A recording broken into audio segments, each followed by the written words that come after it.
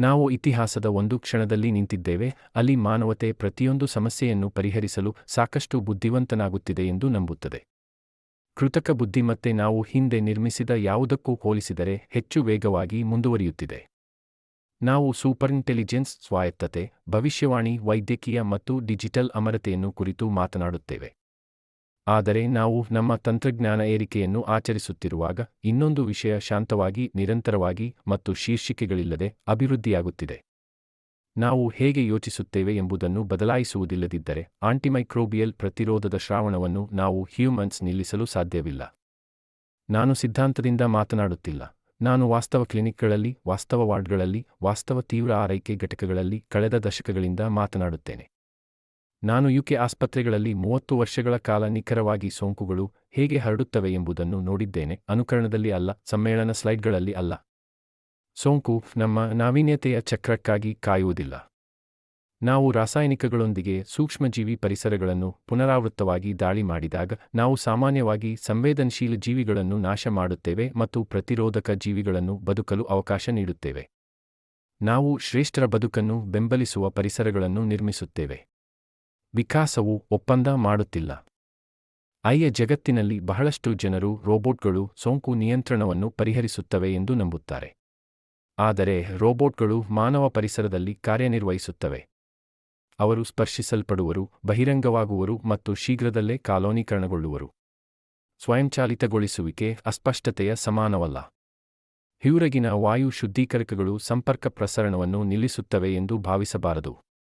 ವೇಗವಾದ ನಿರ್ಣಯಗಳು ಈಗಾಗಲೇ ಸಂಭವಿಸಿದ ಒತ್ತಡವನ್ನು ತಡೆಯುವುದಿಲ್ಲ. ಇದು ನಾವು ಎದುರಿಸಬೇಕಾದ ವಾಸ್ತವ. ನಾವು ಪ್ರತಿರೋಧಕ ಜೀವಿಗಳ ವಿರುದ್ಧ ಪರಿಸರ ಯುದ್ಧವನ್ನು ಕಳೆದುಕೊಳ್ಳುತ್ತಿದ್ದೇವೆ. ಆಸ್ಟ್ರಿಲ್ ಮಾಹೂಲ್ ಕೋ ಬರ್ಕರ್ ಅರ್ಕಾನ ಶಾಯಾದಿ ಮಸ್ಕಲ್ ಹಿ ಐನ್ಯೂ ಬೈವಿಕ್ಸ್ಕಿ ಮಾಸರಿತ್ ಕಮ್ ಯೂರಿಯು.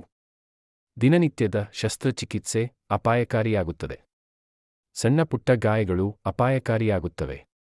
ಆರೋಗ್ಯ ರಕ್ಷಣೆ ಭಯ ಆಧಾರಿತವಾಗುತ್ತದೆ. ಮೊದಲು ತಂತ್ರಜ್ಞಾನ ಮಾತ್ರ ಜೀವಶಾಸ್ತ್ರವನ್ನು ಸೋಲಿಸುವ ಭ್ರಮೆಯನ್ನು ತ್ಯಜಿಸಬೇಕು. ಎರಡನೇ, ಪ್ರತಿಕ್ರಿಯೆಯಿಂದ ತಡೆಗಟ್ಟುವಿಕೆಗೆ ಬದಲಾಯಿಸಬೇಕು. ಜೀವನಶೀಲತೆ ಅಸ್ಥಿರವಾಗುವಾಗ ಒಂದು ತಂತ್ರವು ಶಕ್ತಿಯುತವಾಗಿರುತ್ತದೆ: ಪ್ರಾಥಮಿಕ ಗುರುತಿಸುವಿಕೆ ಮತ್ತು ಬುದ್ಧಿವಂತ ವಿಭಜನೆ.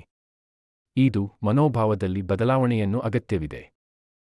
ಕೇವಲ ರೋಗವನ್ನು ನಿರ್ಧರಿಸಲು ಸಾಧ್ಯವಾಗಬಾರದು. ಮಾನವರಿಗೆ ಪ್ರತ್ಯೇಕಿಸಲು ಯಾವಾಗ ನಿರ್ಧರಿಸಲು ಸಹಾಯ ಮಾಡಬೇಕು. ಈ ಕೋಣೆಯಲ್ಲಿ ಇರುವ ನಾಯಕರಿಗೆ, ನೀವು ಭವಿಷ್ಯದಿಗಾಗಿ ಸಾಧನಗಳನ್ನು ನಿರ್ಮಿಸುತ್ತಿದ್ದೀರಿ, ಆದರೆ ಜೀವಶಾಸ್ತ್ರದ ವಿನಯವಿಲ್ಲದ ಬುದ್ಧಿಮತ್ತೆ ಅಪಾಯಕಾರಿಯಾಗಿದೆ. ನಾವು ಸೂಕ್ಷ್ಮಜೀವಿಗಳ ವಾಸ್ತವವನ್ನು ಗೌರವಿಸುವ ವ್ಯವಸ್ಥೆಗಳನ್ನು ರೂಪಿಸಬೇಕು, ಅದನ್ನು ನಿರ್ಲಕ್ಷ್ಯ ಮಾಡಬಾರದು. ನಾನು ಮೌನ ಸುನಾಮಿ ಎಂಬ ಲೇಖನವನ್ನು ಬರೆದಿದ್ದೇನೆ. ಆಧುನಿಕ ವೈದ್ಯಕೀಯ ಹೇಗೆ ಕುಸಿಯುತ್ತದೆ ಮತ್ತು ಅದನ್ನು ಹೇಗೆ ತಡೆಯುವುದು. ಇದು ಭಯದಿಂದ ಹುಟ್ಟಿದ ಭವಿಷ್ಯವಾಣಿ ಅಲ್ಲ, ಇದು ಗಮನದ ಆಧಾರಿತ ಎಚ್ಚರಿಕೆ.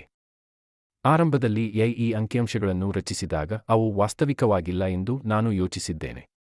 ಆದರೆ ನಾನು ಅವುಗಳನ್ನು ದೃಢೀಕರಿಸಿದ್ದೇನೆ ಮತ್ತು ಅವು ನನಗೆ ಭಯವಾಯಿತು.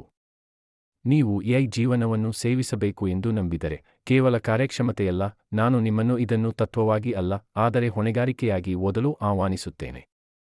ಆರೋಗ್ಯ ಸೇವೆಯ ಭವಿಷ್ಯವು ನಮ್ಮ ಸುತ್ತಲೂ ನಡೆಯುತ್ತಿರುವ ಅಸ್ಪಷ್ಟ ಯುದ್ಧವನ್ನು ನಾವು ಅರ್ಥಮಾಡಿಕೊಳ್ಳುತ್ತಿವೆಯೇ ಎಂಬುದರ ಮೂಲಕ ನಿರ್ಧಾರವಾಗುತ್ತದೆ.